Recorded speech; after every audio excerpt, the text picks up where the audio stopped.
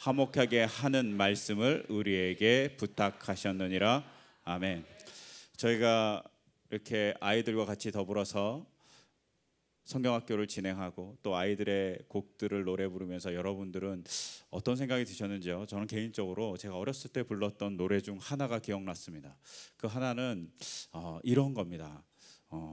기억나시는 분들, 사랑은 참으로 버리는 것이라는 노래였습니다. 저는 이 노래가 정말 대단한 노래라고, 그리고 개인적으로 되게 위대한 노래라고 생각합니다. 이 노래의 가사는 이렇습니다. 사랑은 참으로 버리는 것, 버리는 것, 버리는 것. 사랑은 참으로 버리는 것, 더 가지지 않는 것. 이상하다 동전 한 입 움켜잡으면 없어지고, 쓰고 빌려주면 풍성해져 땅 위에 가득하네. 내일 걱정일랑 버리고 모든 염려 주님께 맡기세요. 사랑은 참으로 버리는 것, 더 가지지 않는 것. 저는 이렇게 살고 싶습니다. 여러분은 어떻게 살고 싶으세요? 사랑은 참으로 버리는 거랍니다. 아이들에게 이런 노래를 가르칩니다. 아이들의 노래가 정말 영적인 것 같아요. 그리고 이 노래를 지은 사람들이 대단하다는 생각이 들었습니다. 그러면서 여러분들이 오늘 열심히 불렀던 찬양 중에 쏙쏙 알콩달콩 알통달통 예수님이 쏙 이라는 찬양이 있었습니다. 이 세상에 오셔서요, 예수님이 우리 마음에 들어오면 사이좋게 만들어 준다고 합니다. 여러분들의 마음속에 예수님이 계신가요? 그것에 대한 증거는 여러분이 사이좋게 지내냐 지내지 않냐로 판가름 난다는 겁니다. 여러분, 이 말이 무섭지 않습니까? 전 개인적으로 너무 무섭습니다. 예수님이 저희 안에 들어와서 표면적으로 드러나는 것은 사이좋게 지내는 거랍니다. 또한 이 가사의 후반부는 이렇게 되어 있습니다. 예수님의 사랑으로 미안해, 괜찮아 말할 수 있어요. 우리가 미안하다고 괜찮아라고 말할 수 있는 것은 예수님의 사랑 때문이라는 겁니다. 우리가 정말 사랑을 갖고 있다는 것은 미안해, 괜찮아를 말할 수 있다는 것이죠. 이 노래가 정말 놀라웠습니다. 그 다음 여러분들이 또 배웠던 것 중에 오늘 있었던 예수님이 내 마음에 쏙 들어오면 뭘 할 수 있냐면 사랑을 나눌 수 있다라고 얘기하죠. 이것이 바로 우리가 갖고 있는 삶의 가장 중요한 예수님이 원하는 것인 것 같아요. 근데 우리가 이렇게 못 사는 것이 대부분이죠. 저도 그렇습니다. 왜 그렇습니까? 그것은 이것 때문입니다. 갈등이라는 것 때문입니다.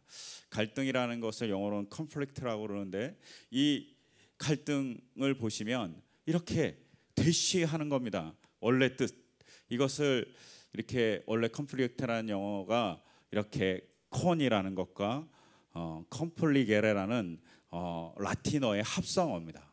이거 어떻게 합니까? 함께 때리다, 이런 뜻이랍니다.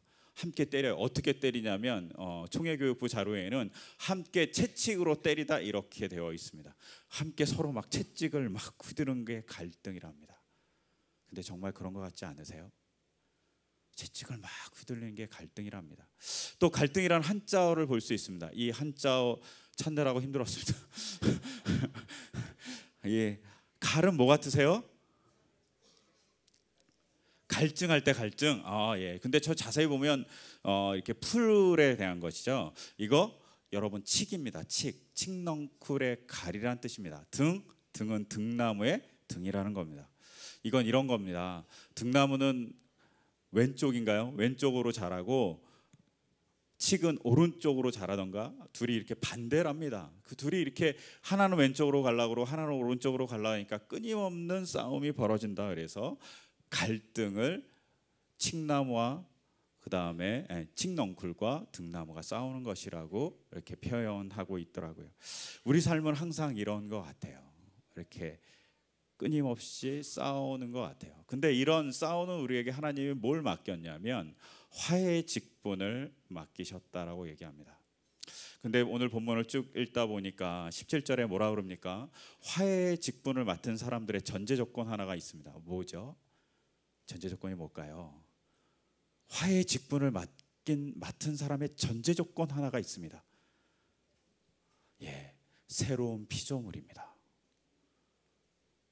새로운 피조물로서 살아야지 화해의 직분을 맡을 수 있습니다. 여러분, 예수님이 내 안에 들어와서 새로운 피조물이 될 때 우리는 화해의 직분을 맡을 수 있다는 것이죠. 우리 스스로 할 수 없다고 얘기하는 거예요. 그런데 더 놀라운 건 우리를 화해의 자리로 불렀다는데 그 화해가 뭐냐는 겁니다.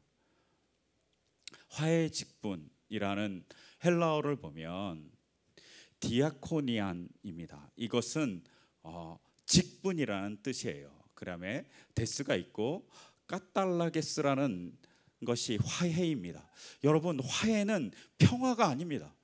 평화가 이루기 위해서, 평화를 이루기 위해서 뭔가를 하는 행위가 화해입니다. 그런데 우리는 평화조차 갈 수 없는 사람인 것이죠. 뭘 해야 됩니까? 평화조차 갈 수 없는 사람인 우리가 처음에 해야 될 일은 화해인 것이죠. 그런데 우리는 그 화해조차 못하는 사람이라고 얘기하는 것이죠.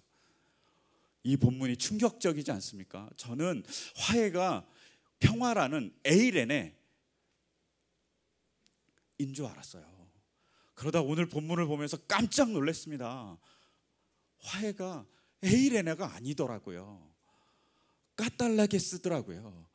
까탈라게스는 뭐냐면 관계가 없는 곳에 다리를 놓다, 이런 뜻이에요. 누군가 다리를 놓는 직분을 갖는 것, 그것조차 하기 위해서 우리가 해야 될 일은 새로운 피조물로 창조되어야 된다는 겁니다. 물어봐야 됩니다. 우리는 새로운 피조물로 창조되어 있는가? 아니면 예수를 믿기 전에 나인가? 별 변화 없는 내 존재인가? 저한테 물어보니까 저는 정말 부끄러웠습니다. 별 존재가 아니더라고요. 근데 더 놀라운 건 뭔지 아십니까? 직분이라는 단어입니다. 디아코니안. 여러분, 디아코니아 이런 말 잘 알잖아요. 섬기는 것, 뭐 이런 것을 디아코니아라고 그러죠. 직분이라는 단어는 디아코니안입니다. 이것은 디아코니아라는 말이 있어요. 그래서 이것을 좀 직역하면 화해를 위해서 섬기는 자가 되어야 되는 것이 화해의 직분이라는 뜻입니다.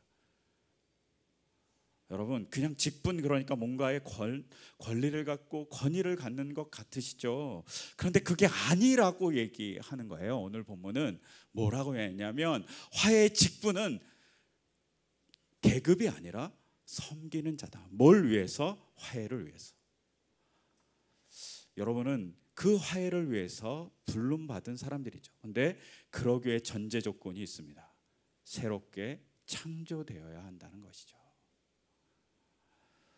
내 영에, 내 마음에 정한 영을 창조해달라고 다윗이 고백합니다.